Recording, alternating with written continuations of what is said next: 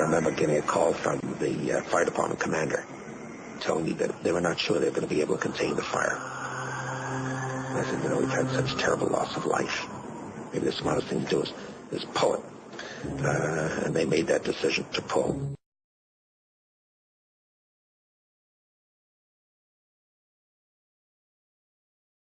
We don't need to ask permission from the owner, no.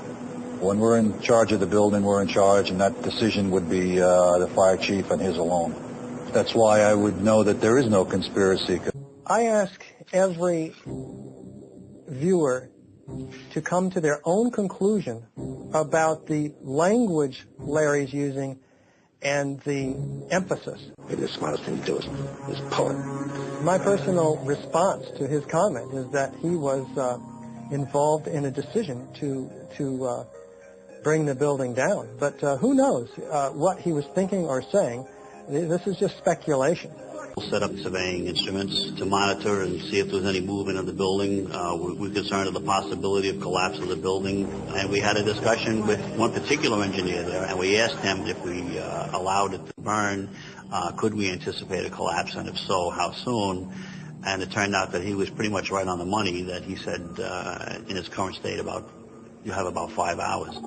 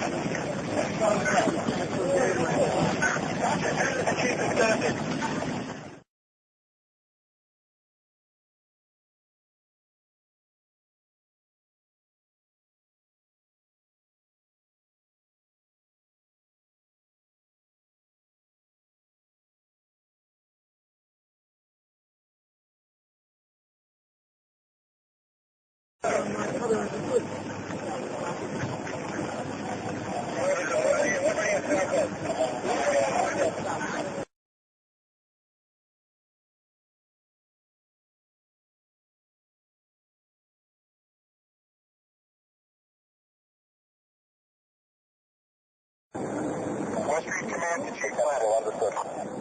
We got 2.5 all the way through the building. Get back before the chief portion to Station 8. Right behind you. All command post.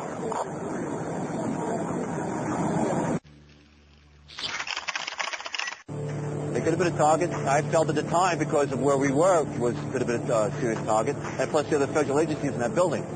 So the decision is made to evacuate the very office designed to respond to a terrorist attack, the Office of Emergency Management.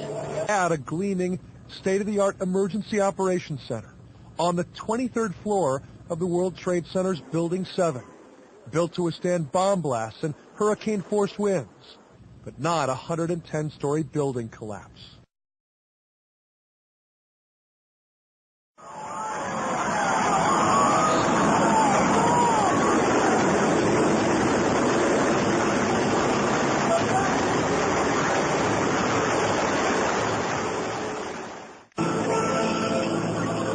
These are some of the only pictures of Building 7 at that moment. Just over a minute later, the fire alarm in Tower 7 is triggered, because it's on test, there's no information about where the fires are. What happened? Did the side of the building come down? It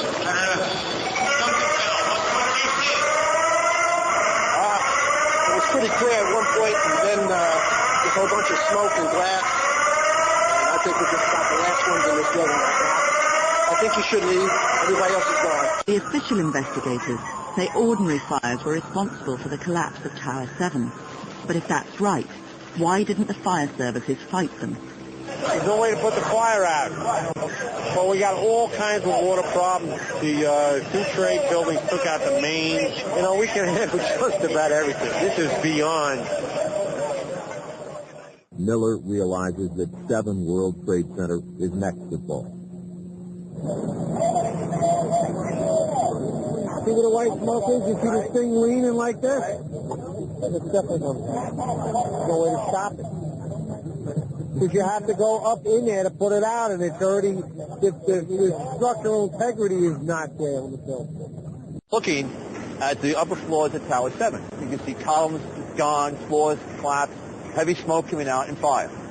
The upper floors were an inferno. And then he had to go into that building to assess it. You could hear the building creak above us. You could hear things fall. You could hear the fire burning. You could see columns just hanging from the upper floors, gaping holes in the floors up above us. There was an elevator car that was blown out of its shaft, and it was down the hall.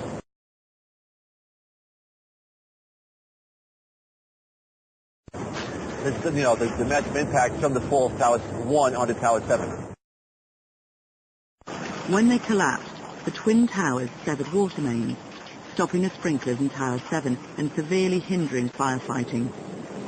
Eventually, fireboats were used to pump what water they could from the Hudson River.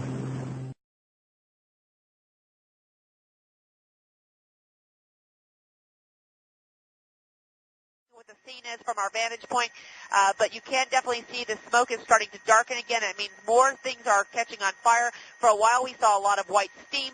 Now the smoke again is starting to get to be very dark. Now if you can imagine, these firefighters have been on the scene for more than 6 hours at this point. They are not only having to battle a blaze, they're having to battle the smoke and all the debris in the ground.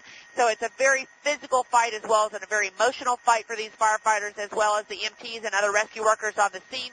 Because the smoke is so incredibly noxious and so high and going so far, it's a good idea if you're in this general area at all to please stay inside, keep your windows closed. Do not use your water. They need all the water pressure they can get at this point. They do have some unusual firefighting equipment on the ground today.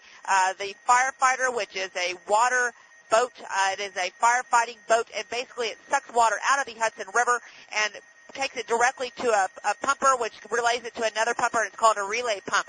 11,000 gallons of water per minute. It's an amazing piece of equipment. Also on hand are volunteer tugboats piloted by volunteers who have, again, brought their tugboats down, which can also suck water out of the river and then have connected to different hoses in the general area and are able to then put water onto this fire without having to go into the water mains. It's hard to say. Perhaps some of the water mains may have even been damaged by this actual explosion and collapse of these buildings. But again, we have some unusual firefighting equipment in this area, which definitely the smoke is getting much, much thicker now. As we're looking at our window, we are hovering at about 1,600 feet, 1,500 feet. And I'm telling you, this smoke is probably 5,000 feet into the air. I've never seen anything like this in my life. And again, the smoke is up.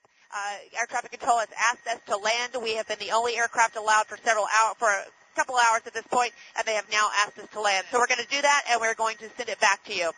Back to you.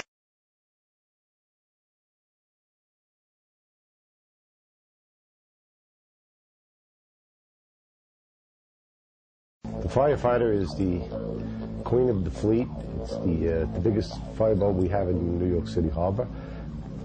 It's one hell of a boat. It's capable of pumping 20,000 gallons a minute at 150 PSIs. One crew would watch the boat, another crew would be in searching. When that crew came out, they would relieve the boat crew would go in and search. Yeah, they did a lot. These guys, they also went and commandeered pumpers to put in, because basically with a fireboat, you can't just pump water right to the nozzle that the fireman's holding. You have to have a piece of equipment in between, a pumper to boost up the pressure. So these guys basically had to go crawling through the rubble to find rigs that were still working and drive them in between over the other hoses in the rubble to get them, you know, into the right position to get enough pressure up to where the operation was.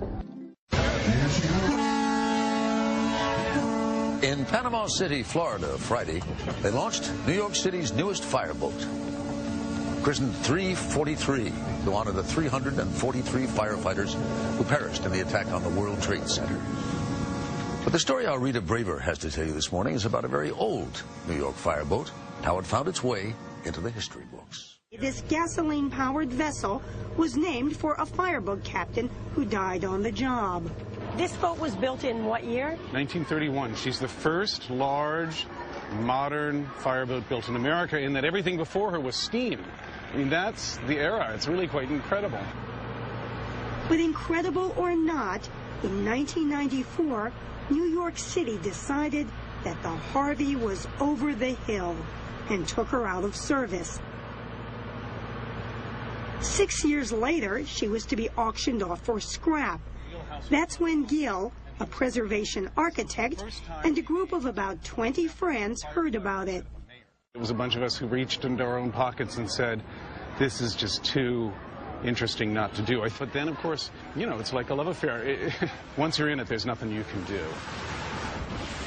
And so the Harvey, now operated as a non-profit, was on the water again. Then, September 11th, 2001. Gil heard from another co-owner. We called the fire department and said, you guys need help. And they said, God knows we need all the help we can get. Just go down there and see if you can be of any use. Their first assignment was to help evacuate Lower Manhattan. People poured onto the boat, and we started heading north. As we're going north, this guy in the fire department sees this fireboat going by and says, we need them. With hydrants blocked on land, hoses had already been strung from the city's two other fireboats, the river providing an unlimited water supply. Of course, the Harvey hadn't fought fires in years, and the crew member assigned to check out the 20 hose valves found a problem. He got all the way around on this thing, and there was just two that worked. Gosh. But Tim Ivory, himself a former firefighter, was able to jury-rig a solution. It was just, let's try this, and for all I know, it could have failed miserably. Maybe it was divine intervention. I don't know. And actually, the trees that are there, we were tied up to the trees. The Harvey kept at it for 3 days, pumping some 38 million gallons.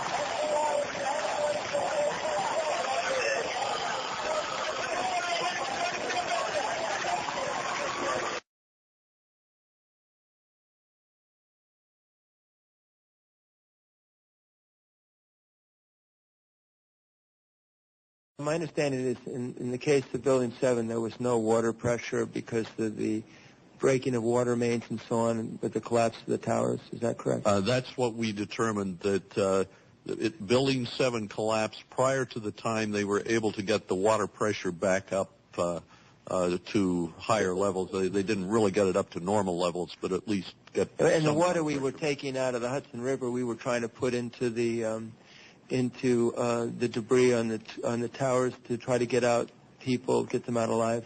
Yes. So what we had, though, is this incredible case study. Are you able to determine if you did have proper water pressure and so on, whether you could have prevented the fire from consuming the building? We looked into that, discussed it quite a lot, and while we did not make a strong statement in the report, it was really beyond the scope of what we were doing. We do believe if it had been fought, they could have put it, and if they could have put it out, that there would not have been the risk of collapse to that building.